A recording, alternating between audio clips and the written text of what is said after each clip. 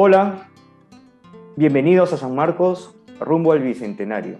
Como hemos visto en episodios anteriores, el papel que desempeñó la universidad en el proceso emancipador fue bastante activo, tanto a nivel institucional como a través de sus representantes, aquella clase ilustrada en la cual conformaron Toribio Rodríguez de Mendoza, Sánchez Cardón, etc.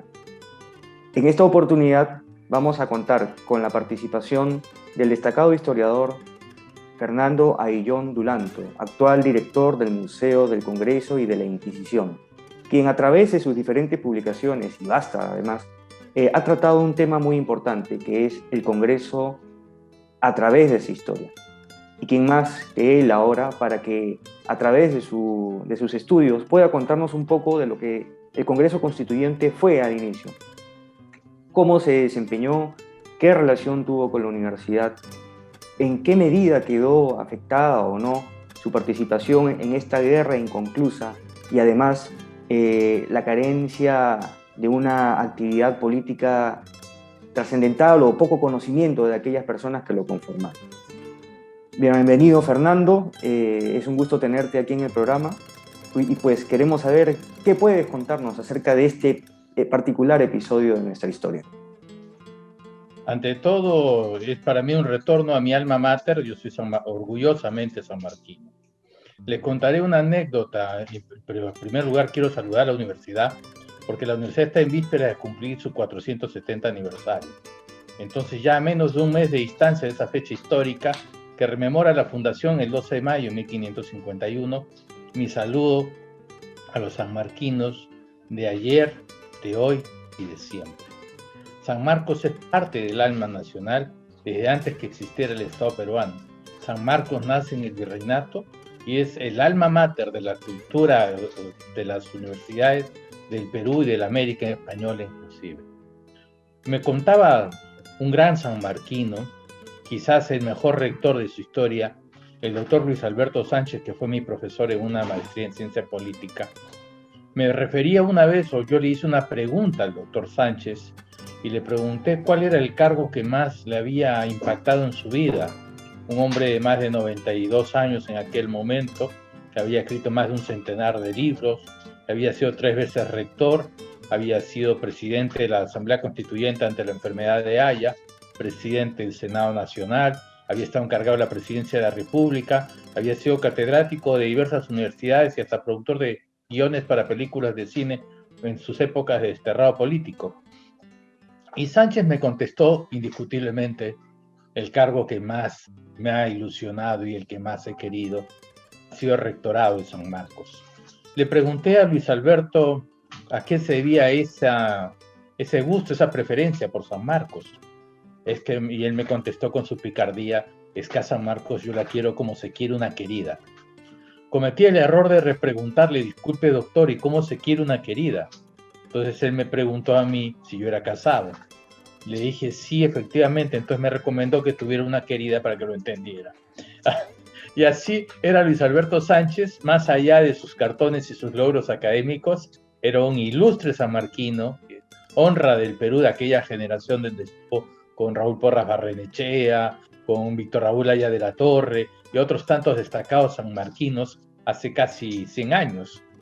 Bueno, la primera referencia, que hay coincidencias históricas medias raras. Una de ellas es que la ciudad universitaria de San Marcos fue construida en parte del complejo arqueológico de Maranga.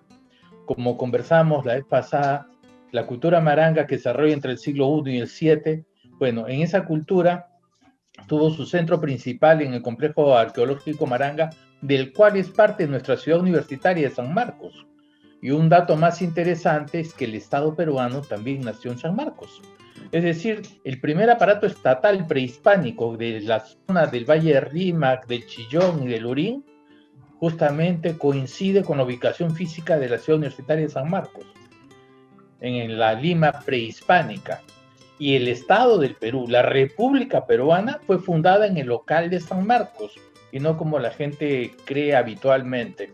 Estamos, tras saludar a mi querida alma mater, quisiera recordar que estamos en 2 bicentenarios. Nosotros, el 28 de julio de 1821, el general San Martín, tras una declaración del Cabildo el día 15 de julio de 1821, él había ingresado a la ciudad de Lima el 12 de julio y le consultó cuál es la opinión de los vecinos de la ciudad en torno a la independencia. El Cabildo Abierto se reunió el día 15 de julio y el día 15 declaró que la ciudad de Lima estaba a favor de la independencia, ante lo cual San Martín proclamó el hecho de la independencia del Perú. ¿Por qué lo hacía? Esencialmente no porque en ese momento se fuera a crear el Estado peruano, sino porque los patriotas tenían carácter de insurgentes, entonces no podían recibir cooperación extranjera. Era una guerra civil entre un gobierno legítimo internacionalmente, que era el gobierno español, y sus súbditos. Entonces no podía haber injerencia. Con la declaración de la independencia, no solamente realizada por Lima, sino por otras ciudades antes que Lima, entonces lo que se buscaba era legitimar a los insurgentes para intentar facilitar recibir la ayuda extranjera de otras potencias europeas. El primer punto es ese, ¿no? Que en realidad San Martín no crea el Estado peruano, ni mucho menos, porque además hubiera sido un absurdo, ¿no? Él era un general argentino que tenía el mando de un ejército argentino-chileno y financiado por el gobierno de Chile. Y evidentemente ellos no podían decir por los peruanos. Pero hay un personaje histórico que es el personaje principal de la gesta. Nosotros, con una especie de colonialismo mental en el colegio, nos han enseñado a todos que San Martín y Bolívar son los grandes personajes de la historia. Pero hoy en día el consenso unánime de todos los historiadores es que el gran personaje es la gente común y corriente, la gente del pueblo. Porque si los peruanos de aquel momento no se hubieran querido liberar, pues nunca se hubieran libertado, seguiríamos siendo parte del Imperio Español. Y que también sabemos que la gesta emancipadora peruana no comenzó con San Martín y Bolívar, sino muchísimo antes. Además fue el primer dominio español que se revela por la independencia, con la revolución encabezada por Túpac Amaru y Micaela Bastidas, que inclusive tuvo un papel importantísimo, como demuestran las últimas investigaciones en torno al papel ilustre afrodescendiente. Era mestiza, tenía también sangre de afrodescendiente, entonces, y Túpac Amaru también era mestizo. Entonces, en realidad, con Túpac Amaru, aquella revolución del 4 de noviembre de 1780, en la que en el transcurso de un año mueren 100.000 personas o más, que representaban el 5% de la población del virreinato, se comienza a gestar la lucha por la independencia del Perú y de Hispanoamérica, que concluye, como sabemos, en la batalla de Ayacucho en 1824, por supuesto. Pero hay que recordar e insistir que el rol principal correspondió a los peruanos, y que desde la revolución de Túpac Amaru, a pesar de su fracaso, continuaron las numerosas conspiraciones y las numerosas revoluciones, por mencionar algunos, los hermanos Angulo en 1805 en Cusco, Mateo Pumacahua, 1814, Mateo Pumacahua y los hermanos Angulo, Ubalde y Aguilar en 1805 en el Cusco también.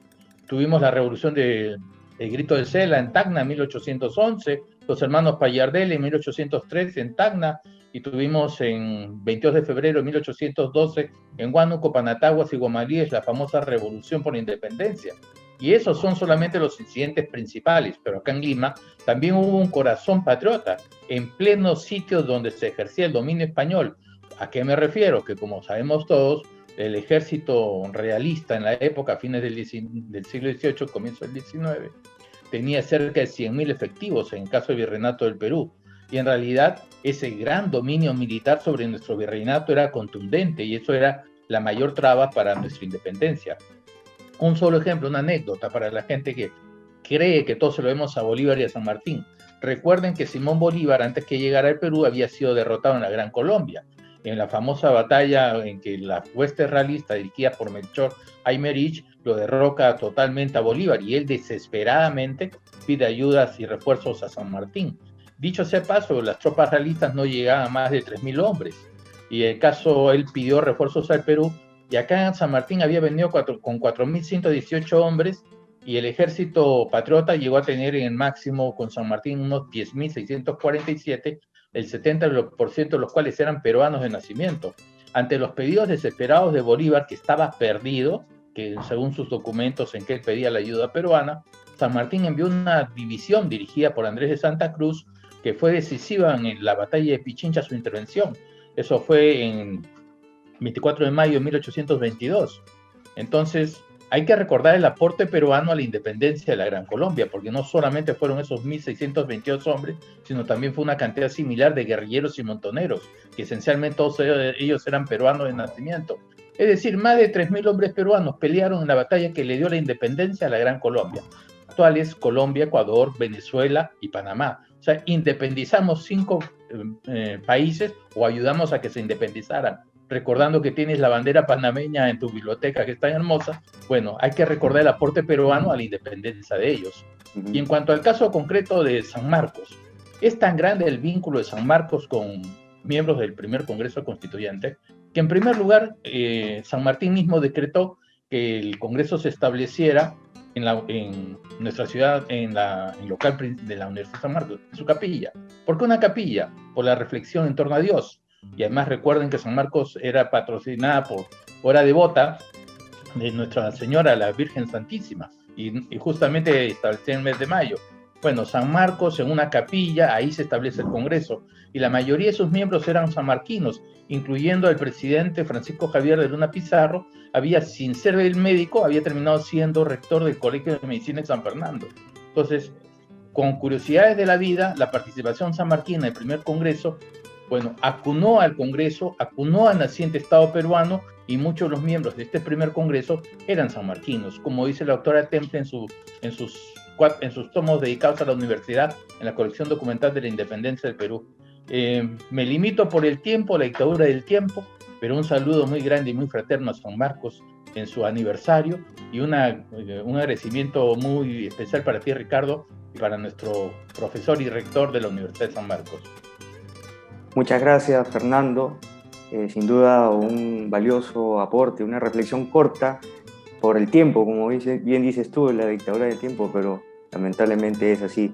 Esperamos tenerte en una próxima oportunidad, ya tal vez en vivo, ¿no? Para poder compartir estos temas que nos apasionan, que definitivamente pues nunca van a terminar, y siempre los enfoques nuevos permiten que la historia se mantenga constante en el análisis.